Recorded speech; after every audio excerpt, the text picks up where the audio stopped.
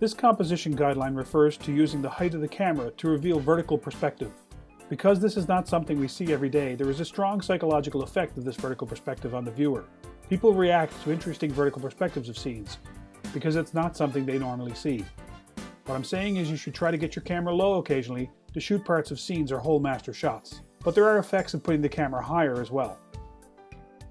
But what I forgot to take into consideration were the dramatic and psychological implications of my choices. And that brings us to the subject of today's tutorial, camera height. Now, camera heights have a whole range, everything from putting the camera overhead to right on the ground. But they basically fall into three categories: what we call the eye level shot, the high angle shot, and the low angle shot. When we place the camera at the same height as the actor's eye, we call it an eye level shot. When we place the camera below the eye level of the actor, we call that a low angle shot. The low angle shot makes the actor seem larger and more imposing. Psychologically, we feel this character is more dominant.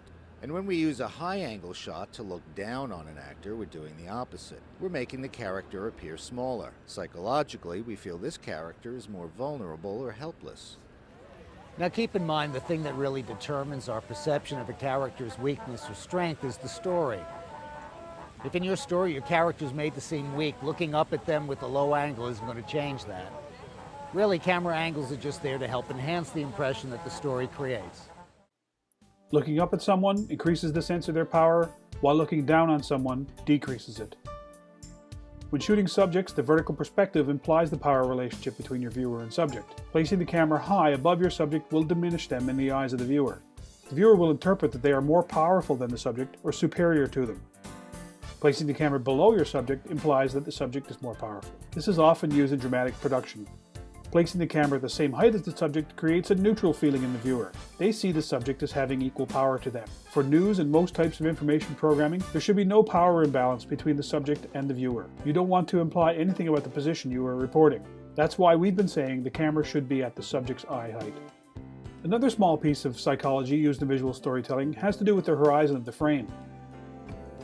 A Dutch angle is a type of camera shot where the camera is tilted off to one side.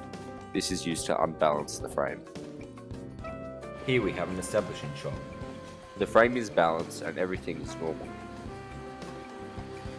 And in this shot the camera is on an angle. This unbalances the frame, ultimately unbalancing the viewers.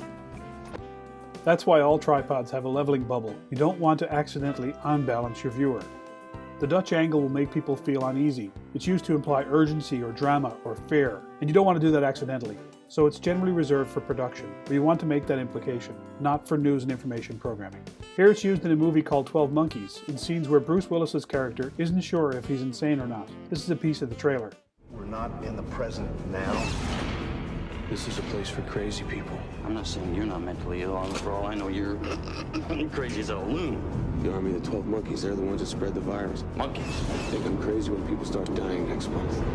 I don't belong here. You're here because of the system. I know some things that you don't know. Yes, my son. You sent me to the wrong year. You're certain of that? Science ain't an exact science. It's definitely a subtle effect, but you can feel that the frames feel off balance and out of kilter.